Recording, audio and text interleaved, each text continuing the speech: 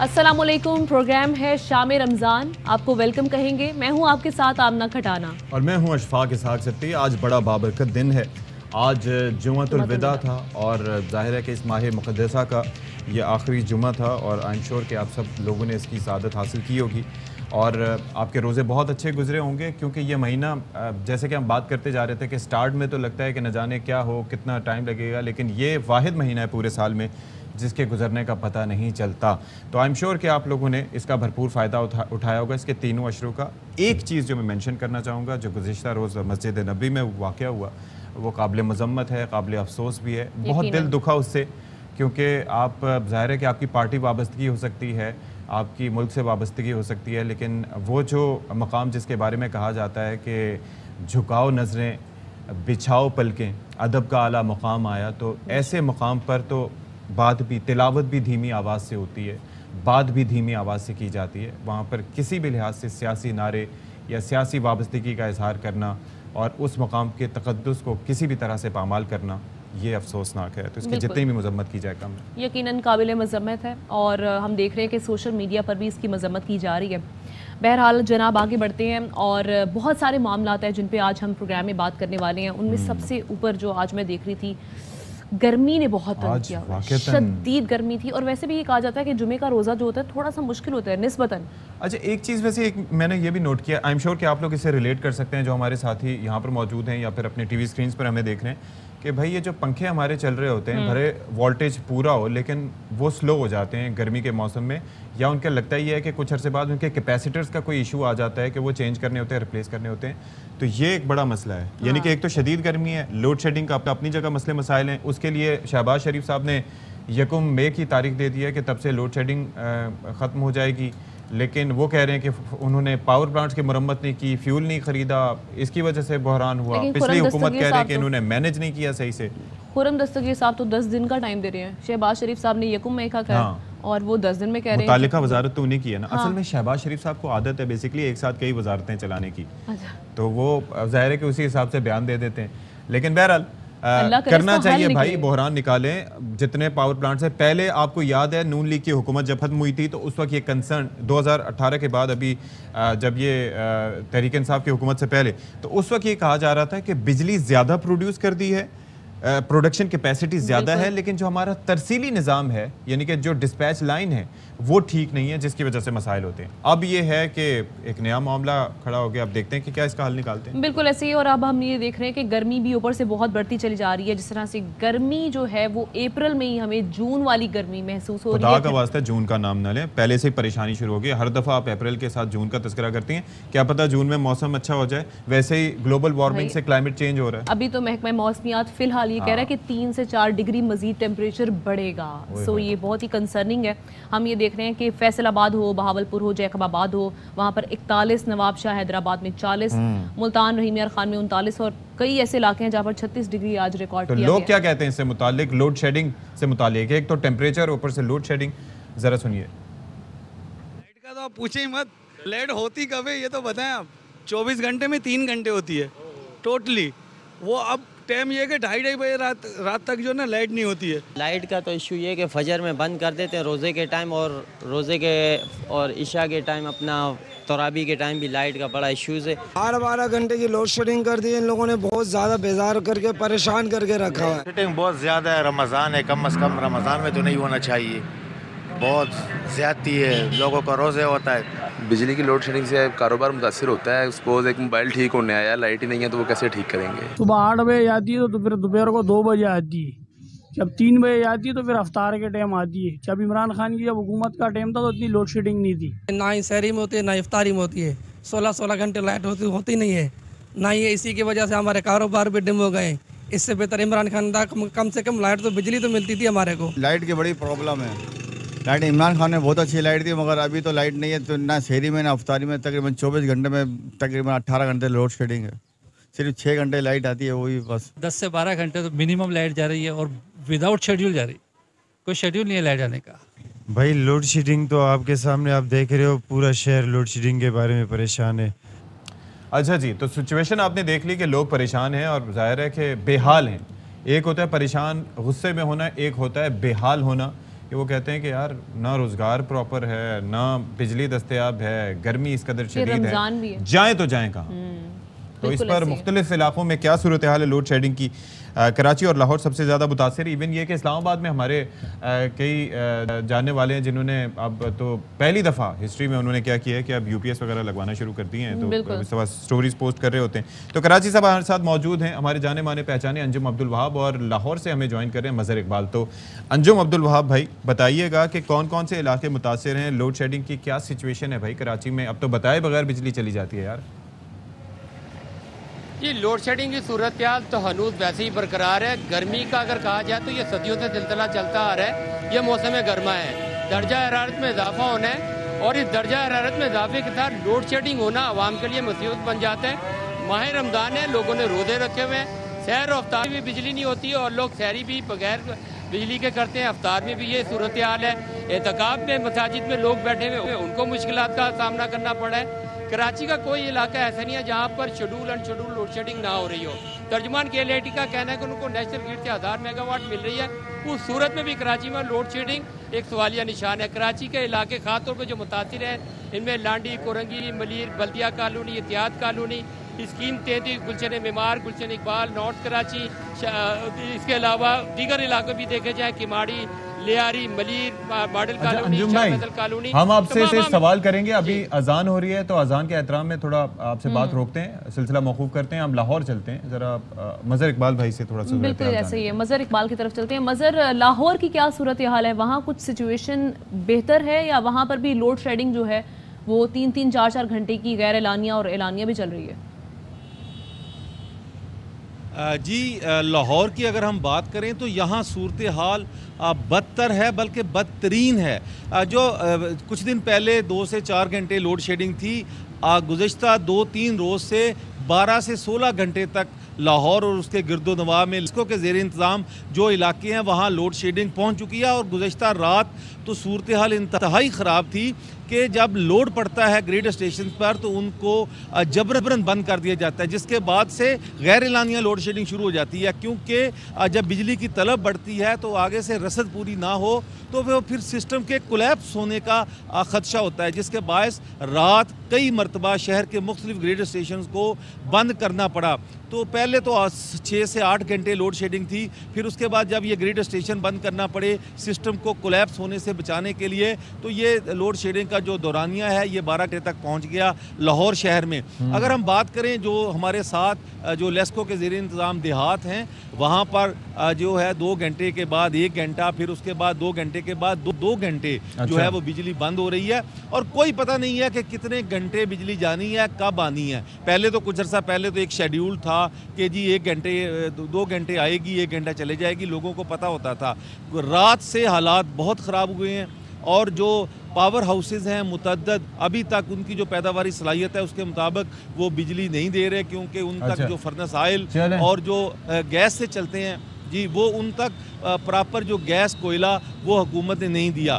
चंद रोज़ कबल तो साहिवाल का पावर प्लांट, साहिवाल का जो कोयला का पावर प्लांट था वहां तक कोयला पहुंचा है, अब उसने अपनी पैदावार। चलें, अल्लाह करे कि सिचुएशन थोड़ी बेहतर हो जाए, वरना गुजारा बड़ा मुश्किल है। अंजुम भाई, आप अपना सिलसिला जारी रखिएगा, गुफ्तगू जो आप कर रहे थे ये मुझे ज़रा बताएं, कोई के इलेक्ट्रिक क्या कह रही है कि उनकी अपनी प्रोडक्शन कैपेसिटी क्या, वो तो 1200 मेगावाट के कोई पावर प्लांट्स लगा रहे थे कि जो ऑपरेशनल होंगे तो फिर हमें नेशनल ग्रिड की ज़रूरत भी नहीं पड़ेगी, ऐसे कुछ दावे तो थे कुछ अर्सा पहले तक उनके, क्या हुआ उनका? हाँ जी, बिल्कुल दावे भी थे, हमें विज़िट भी कराया था, वो जो पावर प्लांट था वो एनर्जाइज हो चुका है, लेकिन अभी वहाँ से मुकम्मल तौर पे पैदावार शुरू करके सिस्टम में शामिल नहीं की गई है। अगर वो शामिल हो जाती तो शायद आइंदा आने वाले माह जून के बाद कुछ बेहतर हो। अगर वो सिस्टम उनका पूरा एनर्जाइज हो जाता है, उनको LNG मिल जाती है, तो वो पावर प्लांट चल जाएगा, तकरीबन 1000 मेगावाट वहाँ से बिजली मिलेगी और कराची की ज़रूरियात काफ़ी हद तक पूरी होंगी। अभी उनको बहरहाल 1000 मेगावाट नेचुरल ग्रिड से मिल रही है, लेकिन उस सूरत हाल में भी देखा जाए तो कराची की सूरत हाल इतनी इत्मीनान बख्श नहीं है। लोड शेडिंग से मुस्तस्ना इलाकों में कुछ सूरत हाल बेहतर है कि वहाँ लाइट जाने का सिलसिला कम है, लेकिन जो लोड शेडिंग के इलाके थे, जैसे मैंने पहले ही बताया था, जिनमें मंजूर कॉलोनी है, कोरंगी है, लांडी है, मलीर है, मॉडल कॉलोनी है, लियारी, इसके अलावा किमाड़ी के इलाके हैं। ठीक है, मज़हर इकबाल और अंजुम अब्दुल वहाब हमारे साथ मौजूद थे। कराची शहर और लाहौर शहर में क्या सूरत हाल है लोड शेडिंग की, इससे हमें आगाह कर रहे थे। अच्छा, इसमें सबसे अजीब बात यह है कि दोनों जो मौजूदा हुकूमत है और साबिका हुकूमत है, दोनों एक दूसरे पर मलबा डाल रहे हैं। जिस तरह से हमाद अजहर साहब जिनके पास ही वजारत रही थी, वो ये कह रहे हैं कि जी मकामी गैस की जो डाइवर्जन है वो ठीक तरीके से नहीं की गई और ये मौजूदा हुकूमत की नाअहली है। वो ये कह रहे थे प्लग इन करना चाहिए था गैस पे, उन्होंने प्लग इन करने की कोशिश की फर्नेस पे, लेकिन मामला भाई सीधा सा है। सबसे सस्ता बिजली प्रोड्यूस करने का जरिया कौन सा है हमने घटाना, that is hydel. Hydel water generation IRSA और वाबडा की मुबैना नाअहली की वजह से वाटर पावर जनरेशन प्रॉपर नहीं हो रही, जिसकी वजह से ये हमें मसाइल देखने पड़े। भाई फर्नेस ऑयल से बिजली बनाएंगे तो वो तो महंगी पड़ेगी ना। दूसरा मुतबादिल जो है रिन्यूएबल एनर्जी सोर्सेज भी मौजूद हैं, लोग उस पर भी जा सकते हैं। तो खुरम दस्तगीर साहब ये कह रहे हैं कि जनाब जो कुछ प्लांट्स हैं वो बंद पड़े हैं और साबिका हुकूमत की नाअहली की वजह से ये सब कुछ हो रहा है, और उन्होंने 10 दिन का टाइम दिया कि लोड शेडिंग पर काबू पा लिया जाएगा। जबकि हम ये देख रहे हैं कि जो वज़ीर आज़म शहबाज शरीफ साहब हैं वो ये कह रहे हैं कि 1 मई तक लोड शेडिंग ख़त्म हो जाएगी। बहरहाल खुरम दस्तगीर साहब ने क्या कहा वो देखते हैं। बिजली का बहरान है, लोड शेडिंग हो रही है। ईंधन की अदम दस्तयाबी के बायस 5739 मेगावाट की बिजली बनाने की सलाहियत बंद पड़ी है। RLNG फर्नेस ऑयल कोयले की अदम दस्तयाबी है, फौरी तौर पर ईंधन दस्तयाब हो जाए 5739 मेगावाट ये बिजली बन सकती है। 2156 मेगावाट टेक्निकल फॉल्ट की वजह से मुहैया नहीं है। ईंधन की अदम दस्तयाबी और जो टेक्निकल जो मेंटेनेंस का स्केड्यूल है, इसकी मुकम्मल जिम्मेदारी जनाब साबिक वज़ीर आज़म इमरान खान साहब के दरवाजे पर है। इस लोड शेडिंग में अगले 10 दिन में बहुत हद तक हमें ये तवक्को है कि कमी आ जाएगी। अच्छा, एक तो मसला मतलब कोई एक गम हो तो मदावा भी करें, कोई एक दर्द हो तो उसकी बात करें, एक के बाद एक मसला। यानी कि गर्मी शदीद है तो उससे फसलों पे क्या असरात हो सकते हैं, वो अपनी जगह, फसलें वक्त से पहले पक सकती हैं, मुतासर हो सकती हैं, फूल टूट सकते हैं, वो सारे मसाइल अपनी जगह हैं। लेकिन दर्जा हरारत बढ़ने का एक और मसला भी है कि ग्लेशियर्स जो हैं वो ज़्यादा तेज़ रफ्तारी से पिघल सकते हैं। अब वो ज़्यादा तेज़ रफ्तारी से पिघलेंगे तो उससे क्या होगा, सैलाब आने के खदशात और इम्कानात होते हैं। तो जो भी चीज़, ये जो ग्लोबल वार्मिंग है, it's not an easy concept, इसको समझने की ज़रूरत है और इसके ऊपर इम्प्लीमेंटेशन की ज़रूरत है कि भाई थोड़ा सा कंट्रोल किया जाए।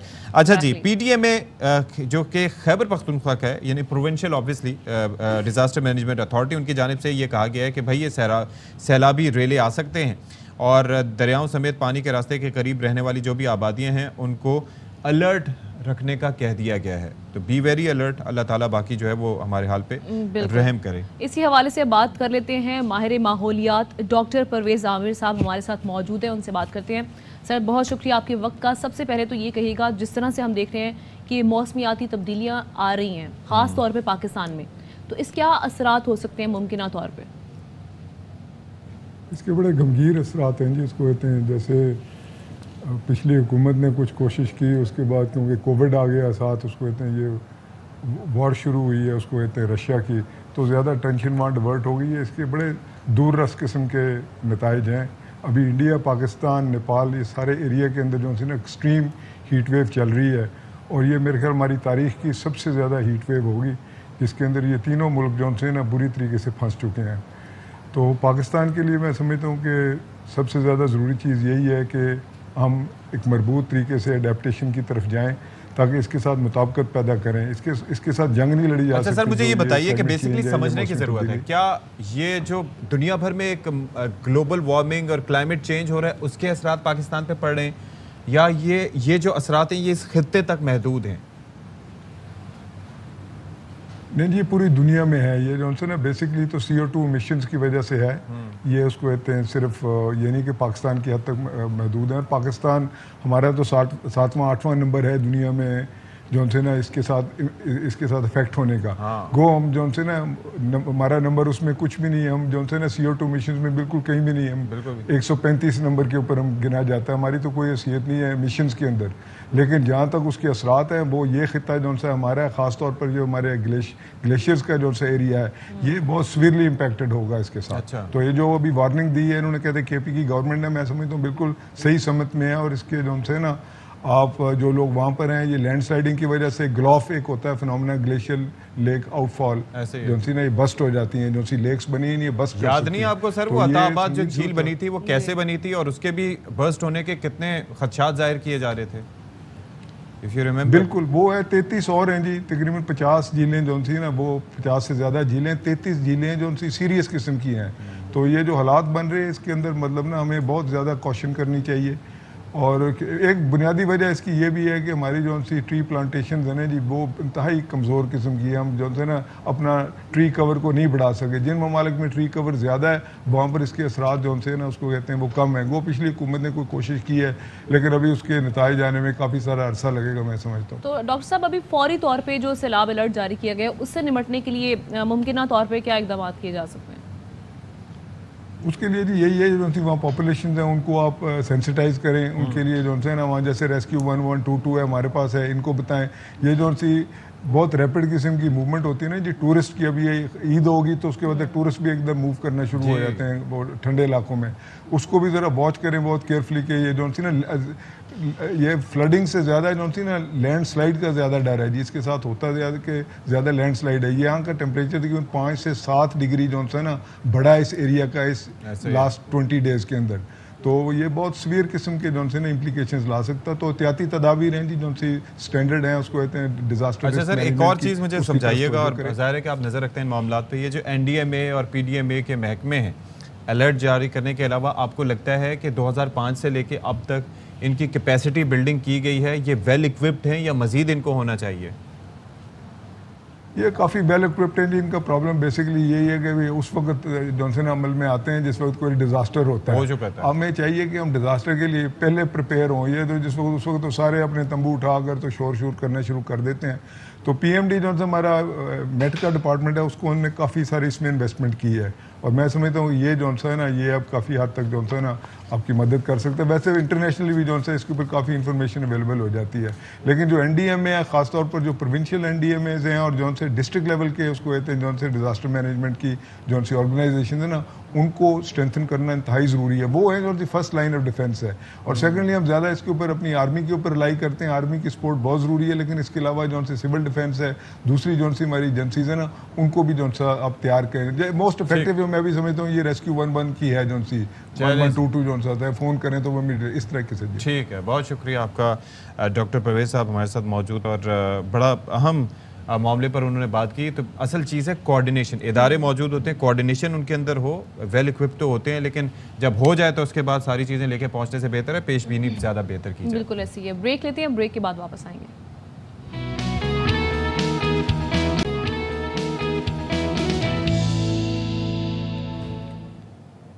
ऑलराइट जी, तो पॉलिटिकल हैपनिंग्स हो रही हैं। ऐसा कैसे हो सकता है कि हमारे मुल्क में ये पूरा माह मुक़द्दसा और हमारा जो प्रोग्राम था शाम रमज़ान जिसका नाम था, तो वो सियासी रमज़ान में तब्दील हो गया था, क्योंकि हम तस्करा ही ज़्यादातर पॉलिटिक्स का करते थे, पॉलिटिकल हैपनिंग्स का करते थे। आप पंजाब की सूरत हाल देख लें कि हाई कोर्ट का हुक्म था, लेकिन उसके बावजूद आज भी सिचुएशन जो है वो जूं की तूं है। अभी तक कौन है भाई वज़ीर आला पंजाब का?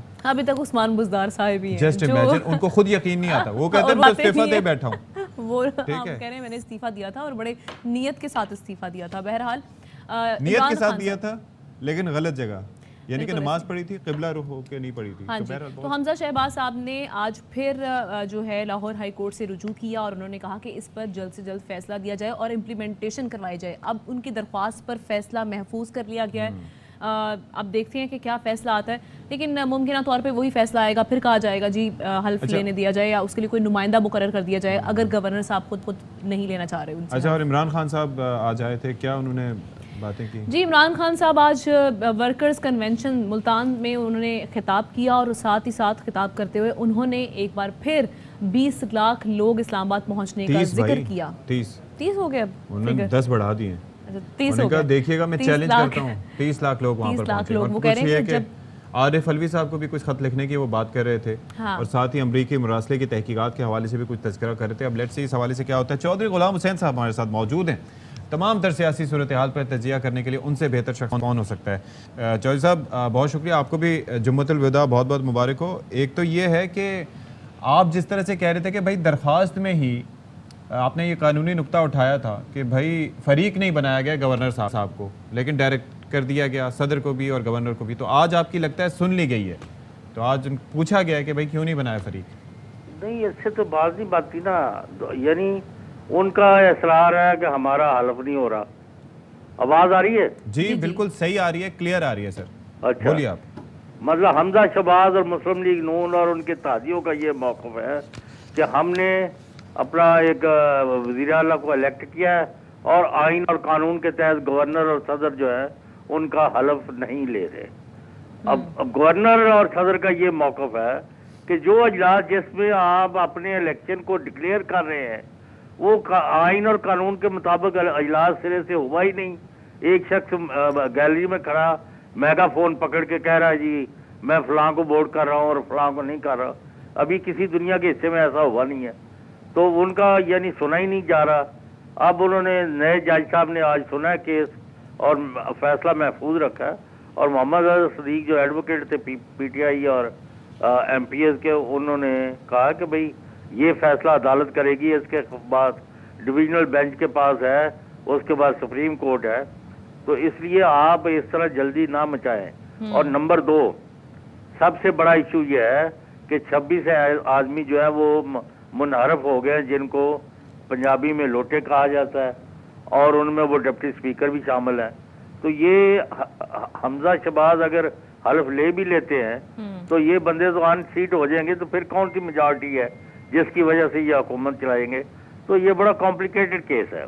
अच्छा चौधरी साहब, एक और मामले पर बात करते हैं। जिस तरह से हमने देखा कि मस्जिद नबवी पर जब हुकूमती वफ़द वहाँ पर पहुँचा था उनको वहाँ पर हरासा किया गया, उसके अलावा कासिम सूरी साहब पर इस्लामाबाद में वहाँ पर हमला हुआ, तो ये एक मुआशरे की तकसीम पर एक नई बहस छिड़ गई है जिसपे दोनों पार्टीज़ जो हैं वो हुकूमती पार्टी हो या अपोजिशन हो, दोनों एक दूसरे को मोरद इल्ज़ाम ठहरा रही है। अब ये जो माशरे की तकसीम है इसका हल क्या है? नहीं, आप माशरे की तकसीम की बात करें, हम तो एयरवाई के वो ये जो आपका बाखबर सवेरा का शो है इस पर कर रहे हैं। एक आपने सती राजपूत बिठा लिया है, एक गुज्जर बैठ गई है, तो हमारा अराइयों का और जट्टों का क्या कसूर है? हाँ बात तो सही है आपकी। तो फिर अब क्या किया जाए? आप 2 इधर वो भी बिठा देना, एक जाट और एक अराई। फिर तो बारी बारी रोज ही सिलसिला चलता रहेगा। चौधरी साहब गलत मशवरे ना दें फिर। जैसे फवाद साहब कह रहे हैं जी माशरे की तकसीम का हल जो है वो चीफ इलेक्शन कमिश्नर का इस्तीफा है, और वो कह रहे हैं कि नए इंतखाबात हैं। नहीं, उनका जो मैं एग्री नहीं करता। अच्छा। चीफ इलेक्शन कमिश्नर से इस्तीफा देने, आप अपना केस लड़ें। आज वो आपकी दरख्वास्त खारिज की है, साथ उन्होंने हुक्म दे दिया है कि जो गिलानी साहब का बेटा जो वोटों की खरीदो फरोख्त कर रहा था उसके खिलाफ पर्चा दिया जाए और कार्रवाई की जाए, और उसकी सजा है बड़ी। तो ये मतलब है अब एक बयानिया जो नैरेटिव है इमरान खान का वो तो कौम ने खरीद लिया है। अब उस पर अमल कराने के लिए उन्होंने जदोजहद करनी है। उन्होंने अब 30 लाख का टारगेट दे दिया है, तो वो यानी वो अपने रास्ते पर चल रहे हैं। अदारों से लड़ाई जो है ना वो अक्सर महंगी पड़ती है। अच्छा, तो फिर अब क्या आगे वे आउट आपको क्या दिखाई दे रहा है अगले चंद माह में? अगले चंद माह में इलेक्शन कराने ऐलान कराना चाहिए, फौरन करा दें। और इसी के अलावा वरना कल कोई अल्लाह लोग आए थे, पीर सजावर, वो कह रहे थे कि मुझे तो सड़कों पर खून बहता हुआ नजर आ रहा है। अल्लाह ताला इस माहौल से बचाए। शेख रशीद साहब तो कह रहे हैं कि वो तो ये पेशगोई कर रहे हैं कि 31 मई से पहले इलेक्शन का हो जाएगा ऐलान। लेकिन अब ये जिस तरह हमले हो रहे हैं ना हजारों पर और बेतुकीरी हो रही है, बेइज्जती हो रही है, तो उससे कोई मतलब है कि खराब हो रहा है। यानी मैंने कहा ना कि वो किस साइड से हो रहा है जज साहब? जी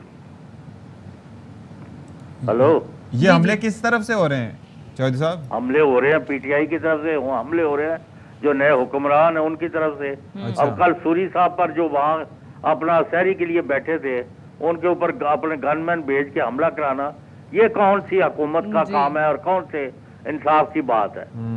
अगर सऊदी अरब मदीना मुनव्वरा में पाकिस्तानियों ने मस्जिद नबवी के बाहर, क्योंकि ये कह रहे हैं जी वहाँ तो वो तो बाहर उन्होंने सड़क पर ये किया है, आपने देखे हैं जूते पहने हुए सब लोगों ने।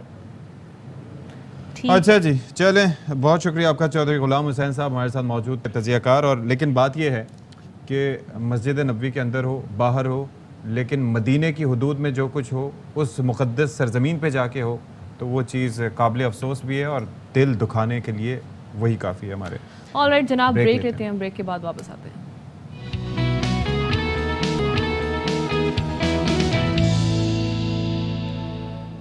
ऑलराइट जी, जुम्मतुल विदा भी हो गया और अब तो ये है कि बहुत ही कम टाइम रह गया है ईद में, तो ऐसे में लोग चाहते हैं कि उनकी तैयारियां भरपूर तरीके से मुकम्मल हो जाएं, कोई चीज़ मिस ना हो जाए। बिल्कुल ऐसे ही मुल्तान में बाज़ारों और मार्केट्स की क्या सूरत हाल है, ये बताएंगे हमारे नुमाइंदे मिर्ज़ा अहमद अली। ईद करीब आते ही बाजारों की रौनकें बहाल हो गई हैं। शहर के मरकजी बाजार हुसैन आगाही में शहरियों को खरीदारी के साथ साथ महंगाई का गिला भी है। महंगाई ने थोड़ा हिला दिया कि अफोर्ड नहीं करते, पर बाकी अल्लाह का शुक्र है, त्यौहार है, इनको मनाना भी जरूरी है। हमने शॉपिंग कर ली है, अच्छी की है, माशाल्लाह सब चीज हमें अच्छा मिला है। बाजार में लगी मेहंदी, आर्टिफिशियल ज्वेलरी, बच्चों के रेडीमेड कपड़ों और चूड़ियों के स्टॉल्स शहरियों की तवज्जो का मरकज हैं। दुकानदार हजरात कहते हैं कोरोना के बाद पहली ईद पर महंगाई की वजह से हालात तवक्को के बरअक्स हैं। कोरोना के बाद जो पहली ईद आई है, हमने बड़े अपने दुकानों में माल भी खरीदा, उधार खरीदा है, लेकिन गाहक नहीं है। खुदारा महंगाई पे कंट्रोल करे। महंगाई के बावजूद शहरी ईद की खुशियों को दुबाला करने के लिए तैयारियों में मसरूफ हैं। कैमरामैन उस्मान अली के साथ मिर्जा अहमद अली, ARY न्यूज़, मुल्तान। अच्छा जी, अब आपके साथ हम शेयर करने वाले हैं झटपट रेसिपी, क्योंकि जिस तरह से पूरा रमज़ान हमारी ये कोशिश रही है कि आपके साथ अच्छी अच्छी रेसिपीज़ शेयर करें और आपने यकीनन बहुत पसंद भी की है। तो अब आज की रेसिपी है हमारी चिकन स्टिक, मुलाहिज़ा करें।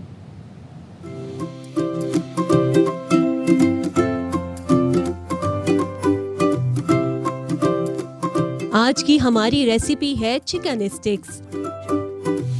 चिकन क्यूब्स 300 ग्राम, लहसुन अदरक का पेस्ट 1 टेबल स्पून, गरम मसाला पाउडर 1 टेबल स्पून, नमक हस्बे जायका, तंदूरी मसाला 1 टेबल स्पून, धनिया कुटा हुआ 1 टेबल स्पून, सफेद जीरा 1 table spoon, green chilli paste 1 table spoon. अब हम इसको मिक्स करेंगे। मैरिनेट चिकन को स्टिक्स में लगाएंगे, अंडे में डिप करेंगे और फिर ब्रेड क्रम्स लगाएंगे। अब हम चिकन स्टिक्स को डीप फ्राई करेंगे।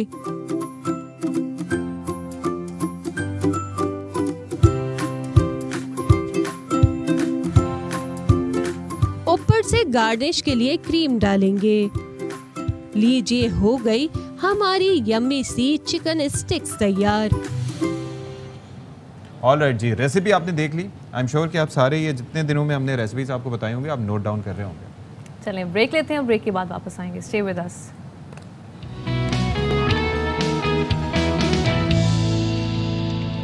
ऑलराइट जी, welcome back to Sham Ramzan. 5:04 हो चुके हैं। एक बार फिर से आपका खैर मकदम करते हैं और अशफाक सिद्दी और आमना खटाना, अस्सलाम वालेकुम।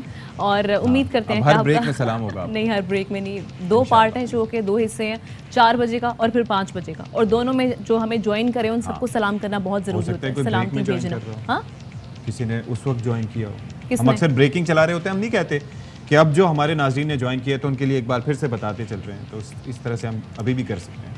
अच्छा, आपने निगेट करना है लेकिन अपनी बात को मानना नहीं है कि मतलब हाँ, ये सलामती भेजना हम सब पे फर्ज है भाई। जाहिर है कि हम यहाँ पर बैठ के यही कर सकते हैं, आपके लिए अच्छी और नेक ख्वाहिशात का इजहार कर सकते हैं, अच्छे मशवरे दे सकते हैं, अच्छे सेगमेंट्स टॉपिक्स पे बात कर सकते हैं, तो यही तो कर सकता है बंदा। बिल्कुल ऐसा ही है। तो आज के प्रोग्राम में हमने बहुत सारे मौज़ूआत पर बात भी की, जिसमें सियासत भी था, जिसमें रमज़ान के हवाले से, ईद की शॉपिंग के हवाले से भी तैयारियाँ थी, और लोड शेडिंग जो सबसे बड़ा मसला बना हुआ है, क्योंकि लोड शेडिंग जब हो रही होती है तो उसमें आपका ना सिर्फ सहर, अफ्तार, ये तमाम जो औकात हैं इसमें भी मुतासर हो रहे होते हैं, और इसके अलावा जब हमने शॉपिंग के लिए बाहर जाना है, डेफिनेटली फिर इतनी गर्मी में जाना और उसके बाद फिर वहाँ पे भी अगर लाइट चले जाएगी, ये सारे मामला होंगे तो बहुत मुश्किल हो जाता है। ऑनलाइन वैसे चीज़ें आने से काफ़ी मसाइल हल हुए हैं, लेकिन उसके भी कंप्लीट सोल्यूशन नहीं है। चीज़ें वैसे नहीं आती जैसे आप और वैसे भी जब ईद करीब होती है तो ऑनलाइन जो आप अगर ऑर्डर भी करते हैं तो वो थोड़ा लेट पहुँच रहा है चीज़ें। मैंने ऑर्डर करके देखी हैं कुछ चीज़ें।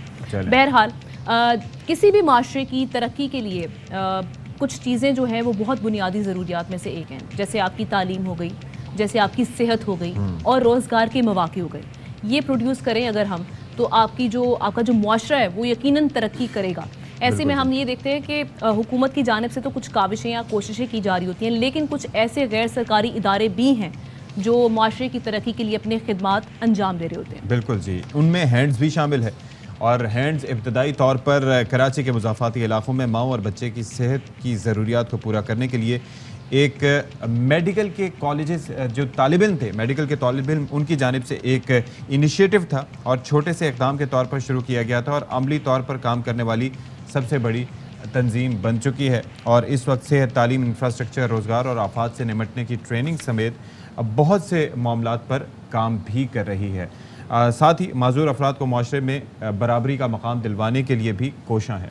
जी बिल्कुल, इसी पर बात करते हैं। हैंड्स पाकिस्तान के सरबराह डॉक्टर शेख तनवीर अहमद साहब ने हमें स्टूडियोज़ में ज्वाइन किया। सबसे पहले शाम रमज़ान में आपको खुशामदीद कहेंगे।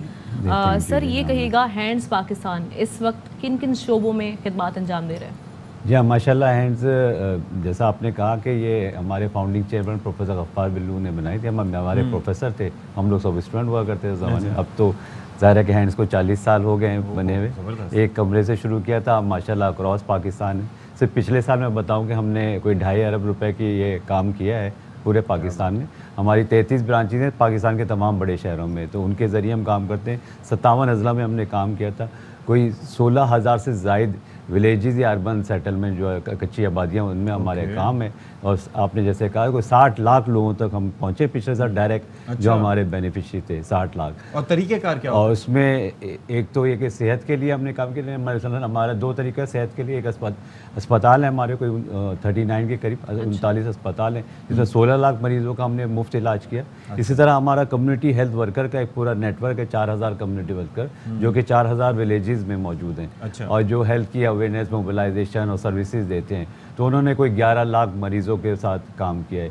इसी तरह तालीम का है, तकरीबन 600 के करीब हमारे स्कूल हैं पूरे पाकिस्तान में, जिसमें कोई 1.5 लाख से ज़्यादा बच्चा जो है वो तालीम हासिल कर रहा है इस वक्त। इसी तरह उसमें भी दो किस्म के स्कूल हैं, कोई पब्लिक प्राइवेट पार्टनरशिप में भी है, गवर्नमेंट के साथ भी, और कुछ हैंड्स के अपने प्राइवेट भी हैं। और किन किन शहरों में, देहातों में भी हैं ये स्कूल? ज़्यादातर देहातों में। हमारा काम ज़्यादा देही इलाकों में ज़्यादा है। वो ज़्यादा बेहतर है। ज़्यादा बेहतर है, क्योंकि अर्बन में तो फिर भी बहुत सारे लोग हैं। इसी तरह रोज़गार का आप देखें तो हमने कोई 40,000 के करीब पिछले 5-6 सालों में हम रोज़गार एग्रीकल्चर एरिया में और नॉन एग्रीकल्चर 40,000 के करीब लोगों को सेल्फ एम्प्लॉयमेंट दे चुके हैं मुख्तलिफ तरीके से। किसी को पुश कार्ड दिए, किसी को रोज़ ग्रॉसरी शॉप छोटी सी दुकान खोल के दे दी, किसी को गधा गाड़ी ताकि वो अपना रोज़गार बनाए, ठेला गाड़ी, इस तरह की चीज़ें हज़ारों की तादाद में, 40,000 जिसके तादाद। अच्छा, तो उसमें फॉलोअप करते हैं कि लोग जिनको इनिशिएट करवा के दिया गया, जिनको मछली पकड़ना सिखाई गई, वो लोग वो काम वाक़तन कर भी रहे हैं या? जी बिल्कुल। हमारा चूँकि नेटवर्क इस्टेब्लिश नेटवर्क है, 33 ऑफिस मौजूद हैं, तो उनका काम ये होता है कि जाके अपने गाँव देहातों में जहाँ पर भी ये प्रोजेक्ट चल रहे हैं उनको फॉलो किया जाए, उनका इम्पैक्ट असेस किया जाए। बहुत ही साइंटिफिक ऑर्गेनाइजेशन भी। हाउसिंग का मैं बता रहा था कि एक कमरे का घर बना के हम देते हैं, 1 रूम शेल्टर, जिसमें कोई 88,000 फैमिलीज़ को हम 1 रूम शेल्टर दे चुके हैं। अच्छा। जो कि शेल्टरलेस फैमिलीज होती हैं। इसी तरह वाटर सैनिटेशन, ये भी देहातों में? ये भी देहातों में। ज़्यादातर हमारा काम जो है देहातों में, बहुत कम जो है शहरी इलाकों में। हमारे दफातर ज़रूर शहरी इलाकों में, लेकिन वहाँ से हमारी टीमें हर रोज़ देहातों में जाती हैं, वहाँ पे ये काम करती हैं, प्रोजेक्ट की मॉनिटरिंग। अच्छा, लेकिन ये उन लोगों के लिए होता है जिनकी अपनी ज़मीन है लेकिन घर बनाने की कैपेसिटी नहीं है? जी हाँ, ये उनके अपने घर है, ज़मीन है, और वो ये बहुत डैमेज घर हैं जो गिरने वाले हैं या थे ही नहीं, या सैलाब से गिर गए, या बारिशों से गिर गए, ज़लज़ला आ गया। तो पाकिस्तान के चारों अजला में मौजूद हैं, चारों सूबों में मौजूद हैं, और तकरीबन 33 शहरों में हम मौजूद हैं। तो ये फंड्स कहाँ से, कैसे, क्या प्रोसेस होता है इकट्ठे? अल्हम्दुलिल्लाह हमें बहुत सारे तरीक़ों से हमें मिलते हैं। एक तो मुखैर हजरात हमें कराची के बहुत ज़्यादा मदद करते हैं। इसके अलावा गवर्नमेंट जो है, इसमें Sindh government, Punjab government, KP government और फेडरल गवर्नमेंट, ये हमें सपोर्ट करती है। इसके अलावा नेशनल और इंटरनेशनल इदारे, जिसमें USAID, UK ऐसे बड़े इदारे भी, क्योंकि हमारे सिस्टम बहुत स्ट्रॉन्ग है, बहुत ज़्यादा ट्रांसपेरेंसी है। एक पैसा रिकॉर्ड होता है, जो हर पैसा जो है रिकॉर्ड बैंकिंग सिस्टम से जा रहा होता है। 5,000 रुपये भी किसी को देना होता है तो उसका पूरा प्रोफाइल हमारे। ये चीज़ बड़ी ज़रूरी है कि मिसाल के तौर पर जो भी वो पैसा दे रहा होता है, मिसाल के तौर पर हम भी देते हैं किसी को भी, तो उसमें ये हमारे जहन में होता है कि उस पैसे का सही इस्तेमाल किया जाए। और ये जो लोग मुखैर हजरात या फिर जो इंटरनेशनल इदारे होते हैं, वो तो इस चीज़ को दे मेक श्योर कि ऐसा हो। जी बिल्कुल, इसीलिए हमारी ऑडिट रिपोर्ट हमारी वेबसाइट पर मौजूद है। कोई भी जाके हमारी वेबसाइट पे डोनेशन के आइकन्स मौजूद हैं, वहाँ जाके वो डोनेशन दे सकते हैं। और इसके अपनी रिपोर्ट मांग सकते हैं अपने जिस भी काम के लिए डोनेशन दिया उन्होंने। अच्छा, फ्यूचर प्लानिंग्स क्या है आपके इदारे के फ्यूचर लिए? ये कि हम मज़ीद क्या करना एक तो ये कि नॉन प्रॉफिट ऑर्गेनाइजेशन के लिए हम एक यूनिवर्सिटी बना रहे हैं। अच्छा। ताकि हम नॉन प्रॉफिट के मैनेजर्स को वहाँ पे डेवलप कर सके, एजुकेशन दे सके, यानी बैचलर्स डिग्री या फिर मास्टर्स डिग्री। उसमें बैचलर ऑफ डेवलपमेंट स्टडीज़ है जिसमें नॉन प्रॉफिट मैनेजमेंट है और बिजनेस मैनेजमेंट है, और उसमें बैचलर ऑफ नर्सिंग क्लासेस हम शुरू कर रहे हैं। HEC ने विजिट कर लिया, इंशाल्लाह अगले 2 से 3 महीने में हमें यूनिवर्सिटी ग्रांट्स कमीशन एक्सेप्ट कर लेगी और फिर चार्टर हमें मिल जाएगा। अच्छा सर, एक चीज़ हमने देखी कि सिंध में तालीम और सेहत के हवाले से देखा जाए बड़े कंसर्न पाए जाते हैं, ख़ास तौर पे ये सूबा बहुत पीछे है इस लिहाज से, तो यहाँ पर किस हद तक ऑपरेट कर रहे हैं?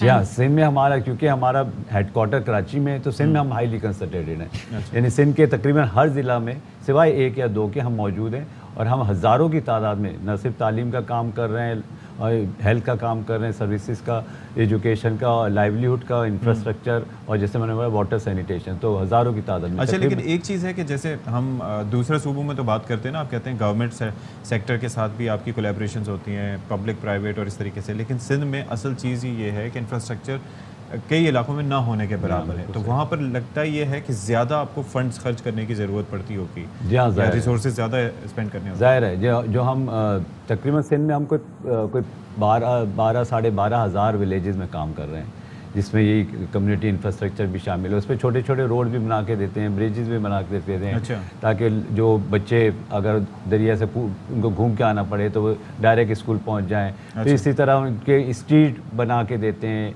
मॉडल विलेजेस बना के, जिसमें हेल्थ की फैसिलिटीज़ और एजुकेशन की फैसिलिटीज़ होती हैं। तो ये सारे काम माशाल्लाह बहुत बड़ी तादाद में हम कर रहे हैं। चलें जी, बहुत शुक्रिया। हैंड्स के सरबरा डॉक्टर शेख तनवीर अहमद साहब हमारे साथ मौजूद थे। हैंड्स इस वक्त किस तरह से पाकिस्तान में ऑपरेट कर रहे हैं इस हवाले से हमें बता रहे थे, और बहुत सारी इनकी खिदमात हैं, जिस तरह से वो बता रहे हैं कि सिंध में भी इस पर बहुत ज़्यादा काम हो रहा है। और ऑब्वियसली अगर गवर्नमेंट करे तो वो सबसे बेहतर है, लेकिन गैर सरकारी तंजीमें इस तरह से अगर काम कर रही होती हैं, और आप ये देखें कि छोटा सा इनिशिएटिव जो 40 साल पहले शुरू हुआ था अब वो बढ़ के कहाँ तक पहुँच गया, तो लोगों की बड़ी उसके अंदर मदद की ज़रूरत रहती है, लोगों को पार्टिसिपेट करना चाहिए। अच्छा जी, जहाँ हम तालीम और सेहत की बात कर रहे हैं, वहीं पर खैबर पख्तूनख्वा हुकूमत ने सूबे में एजुकेशन सिटी के क़याम का फैसला किया है। बड़ा अच्छा इनिशिएटिव है ये सूबे में इस तरह का पहला मंसूबा होगा जिसको पब्लिक प्राइवेट पार्टनरशिप के तहत चलाया जाएगा, जिसमें गवर्नमेंट, सेमी गवर्नमेंट और प्राइवेट यूनिवर्सिटीज़, कॉलेजेस, स्कूल्स खोले जाएंगे। एजुकेशन सिटी खैबर पख्तूनख्वा हुकूमत के तहत जमशुदा कबायली अजला जनूबी वजीरिस्तान में ये तामीर किया जाएगा। क्या बात है, तो ये ज़बरदस्त है। इसके पहले मरहले की तकमील पर 2.5 अरब रुपए लागत आएगी,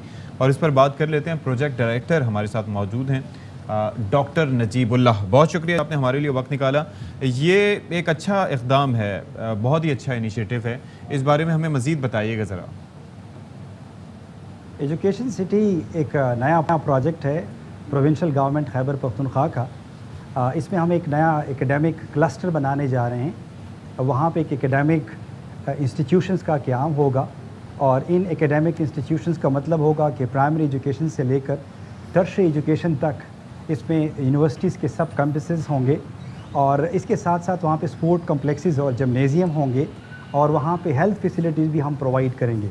एज अ होल ये एक प्लेटफॉर्म होगा यूथ को अट्रैक्ट करने के लिए, और वहाँ पर उनको फैसिलिटेट करने के लिए, उनको हैंड्स ऑन एक्सपीरियंस देने के लिए। तो इन सब को अगर हम कंबाइन कर लें तो उसको हम एक एजुकेशन सिटी का हम नाम देते हैं। अच्छा नजीब साहब, ये कहिए इस एजुकेशन सिटी का जो मंसूबा है इसके तहत कितने तलबा ऐसे हैं जो मुस्तफ़ीद हो सकेंगे, और किस तरह से आप लोग फैसिलिटेट करेंगे उन्हें?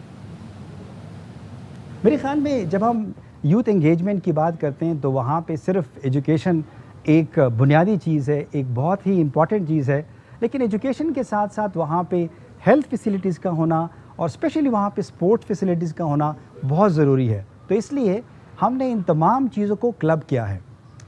मेरे ख़्याल में एक और बुनियादी और important cheese, it's not only about education, it's not only about sport facilities और हेल्थ फैसिलिटीज़। एक थर्ड लेवल आता है जहाँ पे हम उसके जॉब क्रिएशन की बात करते हैं, जहाँ पे हम उसके बिजनेस डेवलपमेंट की बात करते हैं।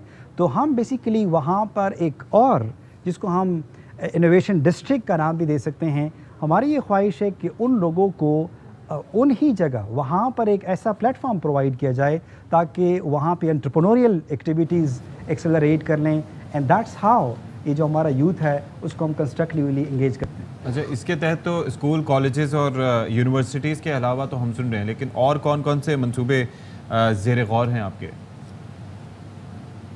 एजुकेशन सिटी में जिस तरह मैंने बात की है कि हम फ़ेज़ 1 में खैबर मेडिकल यूनिवर्सिटी और IIM साइंसेस को इन्विजन कर रहे हैं कि उसके सब कैंपसेस बनाए जाएं। फिर इसके बाद स्किल डेवलपमेंट के लिए वहाँ पे हम एक प्लेटफॉर्म बना रहे हैं, दैट्स बेसिकली इन फ़ेज़ 1।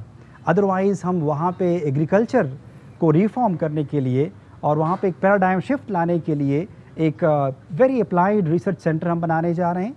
वहाँ पे क्योंकि मिनरल्स माइंस हैं, उनको एक्सट्रैक्ट करने के लिए वहाँ पे एक नेक्स्ट लेवल का रिसर्च सेंटर और वहाँ पे उसको एंटरप्रेन्योरियल चीज़ों को एक्सप्लोर करने के लिए वहाँ पर हम एक प्लेटफॉर्म बना रहे हैं। तो that's basically the tertiary education. जिस तरह मैंने बात की है कि क्वालिटी एजुकेशन की हम बात करते हैं, ये तमाम चीज़ें पब्लिक प्राइवेट पार्टनरशिप के अंडर हम करवाना चाहेंगे। चलें जी, प्रोजेक्ट डायरेक्टर हमारे साथ मौजूद थे डॉक्टर नजीबुल्लाह, बहुत शुक्रिया आपके वक्त का। और एजुकेशन सिटी का क़याम इस हवाले से उन्होंने बताया कि कहाँ पे ये शुरू होने जा रहा है, कब तक ये मंसूबा मुकम्मल हो जाएगा। खासतौर पर जनूबी वज़ीरिस्तान, आप ये देखें कि आज से कुछ अर्से पहले तक हम वहाँ पर ऑपरेशंस के हवाले से बात करते थे, आज वहाँ पर तालीम की बात हो रही है। कमाल है, ज़बरदस्त है। अच्छा, अब ईद की प्रिपरेशंस की कुछ बात कर लेते हैं। अच्छा, ये भी एक बड़ी मज़े का चीज़ होती है कि ईद, एक तो ईद होती है, उससे पहले जो ईद की शॉपिंग होती है ना, चीज़ ही वही होती है। ईद की शॉपिंग के बारे में सुनना, जाना, देखना, ईद की शॉपिंग करना, ये सब एक अलग सी फन है, एंटरटेनमेंट है, ये बहुत ज़रूरी है। हाँ। तो आप ये देखें, ईद के दिन, उस दिन प्रिसाइसली उस दिन पे तो आके थोड़ा सा तबीयत में उदासी हो जाती है कि हाँ जी इट्स ओवर, लेकिन उससे हट के काफ़ी तैयारियां लोग कर रहे होते हैं। तो क्या प्रिपरेशंस हैं फैसलाबाद में, ये ज़रा हम जान लेते हैं। कमर ज़मान हमें बता रहे हैं। अच्छा, हमारे साथ ही मौजूद हैं कमर ज़मान भाई, बताइएगा कि क्या माहौल है फैसलाबाद के बाज़ारों का, क्या रौनकें लगी हुई हैं? अच्छा, बिल्कुल जैसा कि अभी आप बात कर रहे थे कि बड़ा एक माहौल बन जाता है ईद से पहले शॉपिंग का, और बड़ा जोशो खरोश पाया जाता है। ख़ासतौर पर ईद शॉपिंग के हवाले से बात की जाए तो ख़वातीन और बच्चों में ज़्यादा जोशो खरोश पाया जाता है। मर्द हजरात तो कमाने में मसरूफ़ होते हैं, जबकि ख़वातीन और बच्चे जो हैं वो उस कमाई को जो है वो अपनी ईद शॉपिंग पर लगाने में मसरूफ़ होते हैं। तो इस वक्त भी फैसलाबाद के जो मुख्तलिफ जो ईद शॉपिंग के हवाले से मारूफ बाज़ार हैं, जिनमें अनारकली बाज़ार, भवाना बाज़ार, सत्याना रोड, तारिकाबाद, मंसूराबाद, समनाबाद, गुलाम हमदाबाद का सदर बाज़ार, वहाँ पर इस वक्त बड़ी तादाद बच्चों की, ख़वातीन की इस वक्त ईद शॉपिंग के हवाले से मौजूद है। टोलियाँ बन कर लोग आ रहे हैं, अपने मनपसंद मलबूसात ख़रीदे जा रहे हैं। Matching shoes, matching purse, matching चूड़ियाँ, उसके अलावा मेहंदी ख़ास तौर पर जो है वो ख़रीदी जा रही है। बच्चे और बड़े दुकानदारों के साथ इस वक्त, और ख़ास तौर पर एक और चीज़ जो इसके अलावा बताता चलूँ कि फैसलाबाद में चूँकि एक बड़ा मरकज़ है यहाँ पर ये पेशावरी चप्पलों का, तो पेशावरी चप्पल के जो बड़ा मरकज़ है वो तारकाबाद में है, जहाँ पर बड़ी तादाद में इस वक्त नौजवान ख़ास तौर पर वहाँ पर मौजूद है। और नौरोज़ी चप्पल, कप्तान चप्पल, चकवाल चप्पल और इस तरह की जो दीगर जो है वो ख़रीदी जा रही हैं। इस वक्त हम भवाना बाज़ार और अनारकली बाज़ार में मौजूद हैं, जहाँ पर बड़ी तादाद में ख़वातीन और बच्चे मौजूद हैं। मलबूसात देखे जा रहे हैं, जूते ख़रीदे जा रहे हैं, मैचिंग पर्स ख़रीदे जा रहे हैं। इसके साथ साथ दीगर जो ईद के हवाले से बच्चे ख़ास तौर पर खिलौनों में भी दिलचस्पी ले रहे हैं कि वो ईद मिलने से पहले जो है वो अपने जी बिल्कुल, गर्मी की सूरत हाल जो है वो शिद्दत है। इस वक्त 44 डिग्री सेंटीग्रेड फैसलाबाद का दर्जा हरारत है, जो बहुत ज़्यादा दर्जा हरारत माना जा रहा है। और लेकिन इसके बावजूद शदीद गर्मी में भी ख़वातीन और बच्चे ईद की शॉपिंग को तरजीह दे रहे हैं। क्या करें भाई, टाइम ही बहुत कम रह गया है, शॉपिंग तो करनी है, चाहे गर्मी हो या ना हो, आपको तो जाना पड़ेगा। सोचें, बहुत शुक्रिया कमर ज़मान भाई, आपने हमें तफसीलात शदीद गर्मी के आलम में भी। अच्छा, एक सोचें कि एक तो वैसे आपको गर्मी लग रही हो, पसीने छूट रहे हो, ऊपर से कोई चीज़ पूछें तो उसके रेट इतने ज़्यादा हो तो उससे वैसे पसीने छूट जाए, तो ये तो डबल जेपर्डी है। अच्छा, फिर जिस तरह से वो बता रहे हैं कि बच्चों को लेके बाजारों में, मार्केट्स में, हम कल भी ये बात कर रहे थे, ये नहीं होना चाहिए कि आप बच्चों को भी साथ लेकर आ जाएं, गर्मी हो, घर छोड़ के जाएं, दम घुट रहा हो, थोड़ी कर सकते हैं वो वहाँ पर। डेफिनेटली। कराची का भी रुख करते हैं। कराची में ईद की शॉपिंग के हवाले से क्या सूरत हाल है और कितना रश वहाँ पर लगा हुआ है, क्या क्या पसंद किया जा रहा है कपड़ों के लिहाज से, या चाहे वो चप्पल हो या चूड़ियाँ हो। अली हसन इस हवाले से बताएंगे।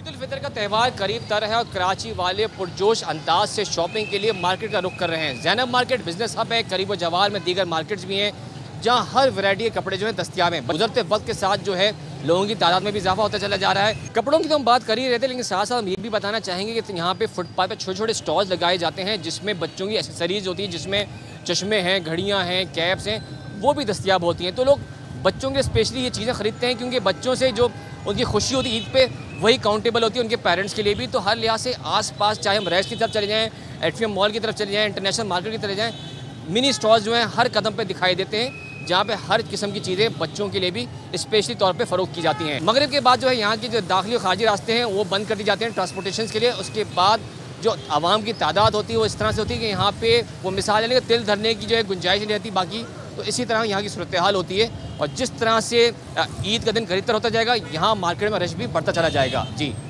ऑलराइट जी, अली हसन ने तो कराची के हवाले से बता दिया और मुख्तलिफ मार्केट्स हैं और वहाँ पर रश वाक़तन इतना होता है और रात के 2-2, 3-3 बजे तक लोग वहाँ पर ख़रीदारी कर रहे होते हैं, लेकिन फिर भी ख़रीदारी ख़त्म नहीं होती और फिर हम कहते हैं कि गुर्बत इतनी है। अजीब तज़ाद है वैसे हमारे माशरे में। अच्छा, ईद पर बच्चों की तैयारी मुकम्मल ना हो ये कैसे हो सकता है? हाँ। बड़े भले रह जाएं लेकिन बच्चे एक एक चीज़ के बारे में बड़े प्रिसाइज होते हैं। वो कहते हैं जी कपड़े भी चाहिए, जूते भी चाहिए, चश्मा भी चाहिए, वॉलेट भी चाहिए और न जाने क्या क्या चाहिए। हाँ, बच्चियों की भी बात करें ना, जिनको चूड़ियाँ चाहिए, जिनको मेहंदी चाहिए, जिनको एक छोटा सा पर्स भी चाहिए जिसमें ईदी समेटनी है। जो कहती मैं ये पहन के अपनी नानों के घर जाऊंगी। ऐसा ही है। ब्रेक लेते हैं, जाती हो आप नानों के घर।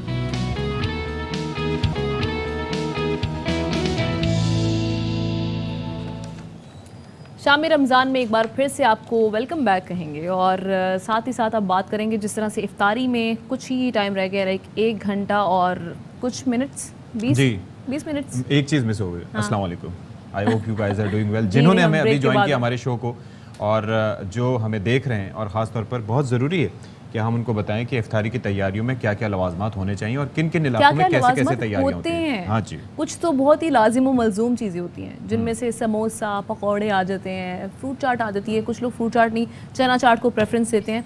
अच्छा, दादू में इफ्तारी के लिए जो दस्तरखान सजाया जाता है उसमें जो है वो कचौरी जो है वो बहुत ज़रूरी होती है।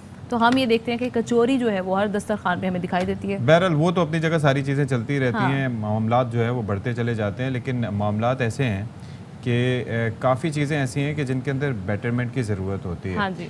अच्छा, अब सिचुएशन ऐसी है कि हम कोशिश ये करते हैं कि बहुत से अहम मामलात पर आपकी बात करवा सकें। अच्छा, कोयटा के बलूचिस्तान की अगर हम बात करें तो वहाँ पर मनशियात बहाली मरकज़ में मनशियात के आदी 1800 से ज़ायद नौजवान सेहतियाब हुए हैं। ये बड़ी अचीवमेंट है। अच्छा, क्योंकि एक ऐसी चीज़ है कि इसमें इंसान रिलैप्स कर जाता है लेकिन बड़ा कंट्रोल किया गया है।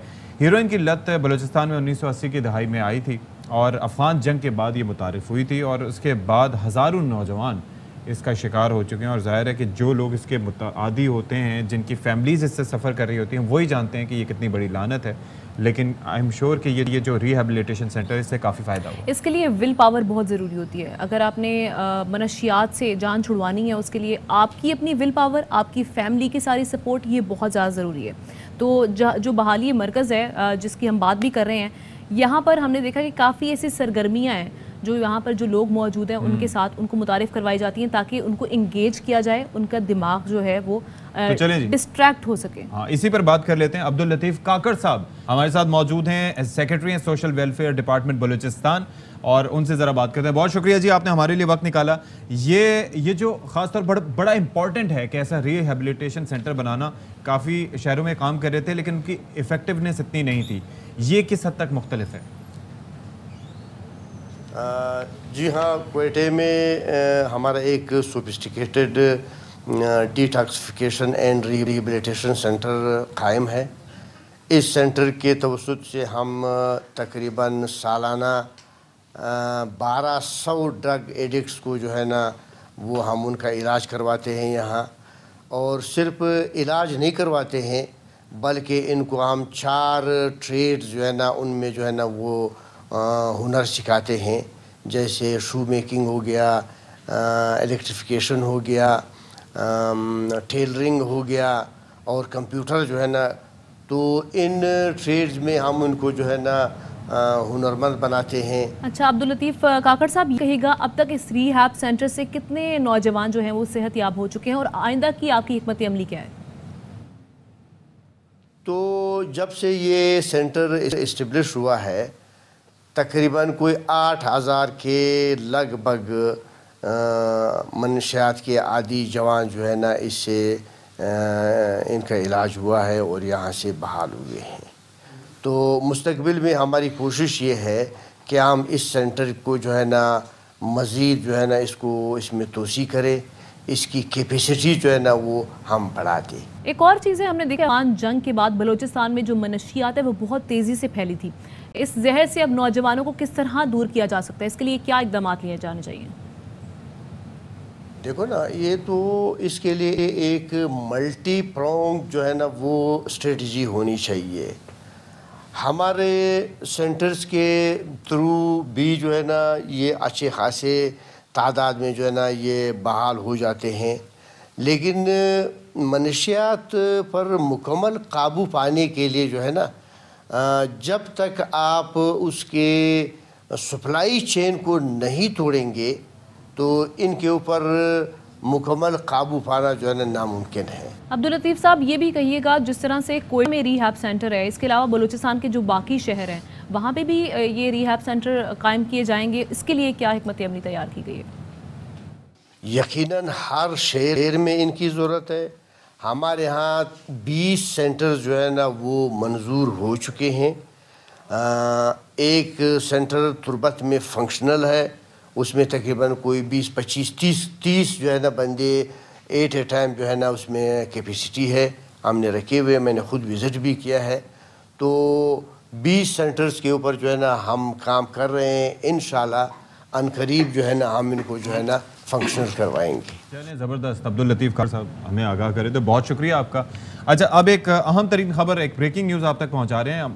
मईशत के हवाले से क्या असरात इसके मुरतब होंगे, इस पर तो आगे चल के बात करेंगे, लेकिन शहबाज शरीफ हुकूमत ने बैंकों से महंगी शरह पर कर्ज लेना शुरू कर लिया है और स्टेट बैंक ने बैंकों को 376 अरब रुपए के बॉन्ड्स फरोख्त कर दिए हैं। हुकूमत ने PIBs की फ़रोख्त का हदफ 100 अरब रुपए रखा था। 3 साल के PIBs 1.45% ज़्यादा शरह पर फ़रोख्त किए गए। स्टेट बैंक ने 3 साल के PIBs 13.30% पर फ़रोख्त किए और 5 साल के PIBs 1.2% शरह सूद पर फ़रोख्त किए गए हैं। तो इसके इम्प्लिकेशंस क्या होंगे, क्या असरात होंगे, क्यों कर्ज इस तरह से कर्ज लिए जा रहे हैं और क्या इसकी बोरिंग के असरात क्या होंगे, क्या हासिल करना चाह रही है शहबाज शरीफ हुकूमत और इसकी अचानक ज़रूरत क्या पेश आ गई, इस पर हम अब बात भी करेंगे।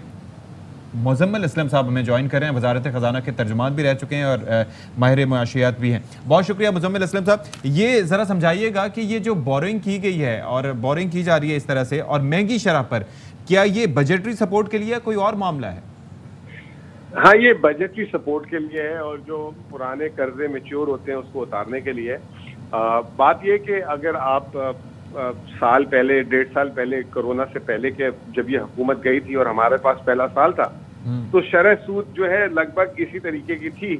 तो इसहाक डार साहब और मुस्लिम लीग नून के लोग जो है रोजाना जो है ट्वीट करते थे कि ये हुकूमत ने इतने महंगे सूद पे कर्जा ले लिया। ठीक है, मैं इस पे सियासत नहीं करना चाह रहा क्योंकि पूरी दुनिया में इस वक्त शरह सूद बढ़ रही है, लेकिन कल इन्होंने 100 अरब डॉलर का इनका टारगेट था, लेकिन इन्होंने 100 अरब की जगह जो है 286 अरब रुपए जो है 10 साल के लिए उठा लिए और 13% पे, और ये 2019 के बाद सबसे हाई फीसद है। यानी कि 10 साल तक अगर शरह सूद नीचे भी आ जाएगी तो ये 13% के हिसाब से हुकूमत भरती रहेगी।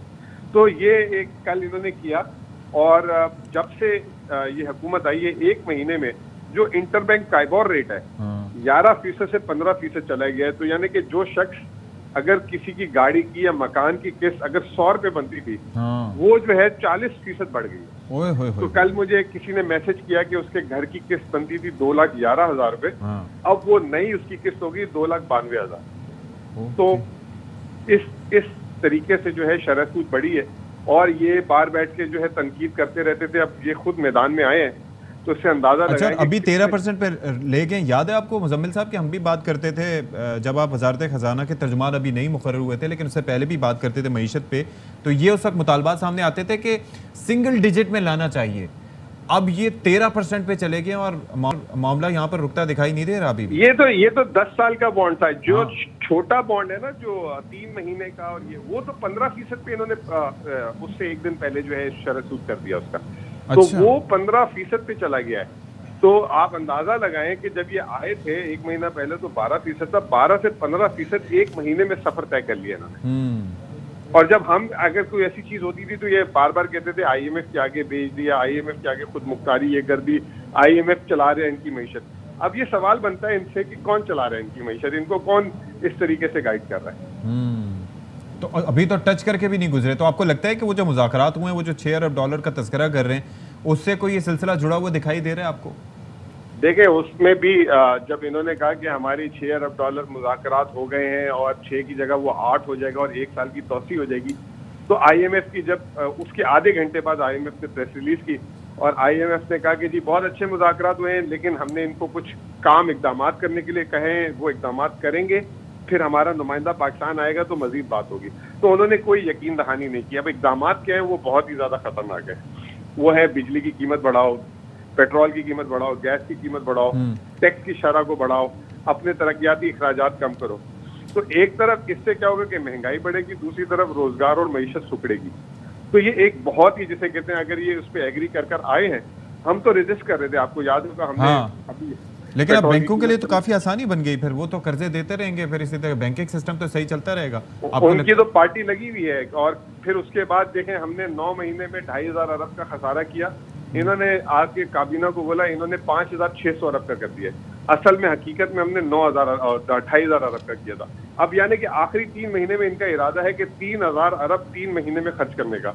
जब बैंकों को पता लगेगा कि ये इतना बड़ा खसारा करने जा रहे हैं, तो बैंक फिर इनको ज्यादा ब्लैकमेल करके पैसा देंगे, ऊपर की शरह सूद पे पैसा देंगे, और वो खुद ब खुद जो है अपनी पैर पे उन्होंने खुद कुल्हाड़ी मारी है, उल्टे सीधे गलत नंबर देके। $12 अरब जिस दिन हुकूमत हवाले की थी, जारी खसारा था, इन्होंने कहा $20 अरब पे छोड़ के गई है। अब जब कोई आदमी ऐसा बोलेगा तो मार्केट में डॉलर का रेट भी बढ़ जाएगा, इसलिए आज इनसे डॉलर भी कंट्रोल नहीं हो रहा। तो बुलंदो बाला बातें कर दी थी, और इनको जब अंदर आए हैं तो अंदाजा हुआ है। आज के दिन 15,000 मेगावाट का बिजली का शॉर्टफॉल है। वो अलग है, वो कहते हैं जी तेल नहीं दिया इन्होंने। अच्छा, मसले बहुत से हैं मुजम्मिल साहब, समझ नहीं आ पा रहे कि हो क्या रहा है। एक जानिब जो है वो इक्तिसादी काउंसिल बनाई गई है, जिसमें मेरे ख्याल में 20 या 21 नफूस हैं, ठीक है।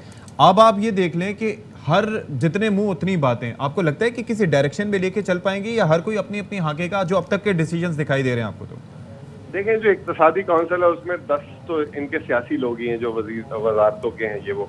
बाकी 10 में जो है 6 जो हैं कारोबारी हजरात हैं, और 2-3 जो है प्रोफेशनल बैंकर्स हैं। मईशतदान सिर्फ एक है, उसमें डॉक्टर एजाज है।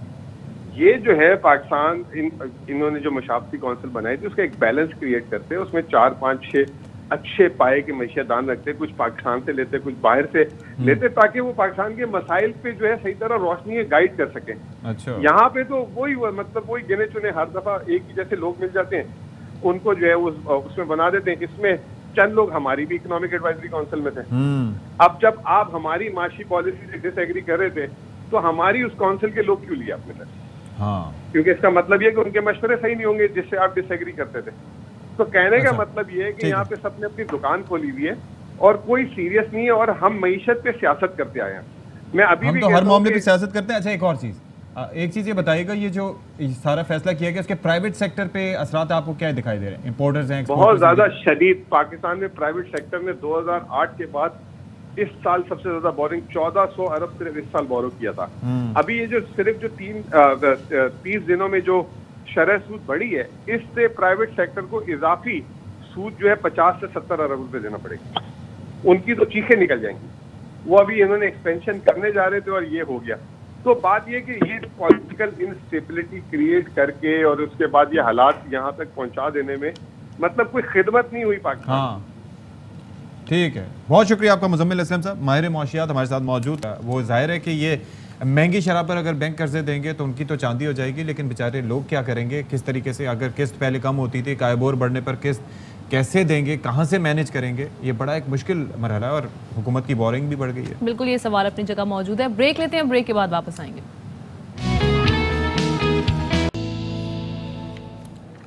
चलें जी, वेलकम बैक। और एक बार फिर ईद की तैयारियों की बात करते हैं। हर बंदा ही अपनी अपनी फरमाइश लेकर पहुंचा हुआ है, क्या कहते हैं, मार्केट्स का और बाज़ारों का रुख कर है।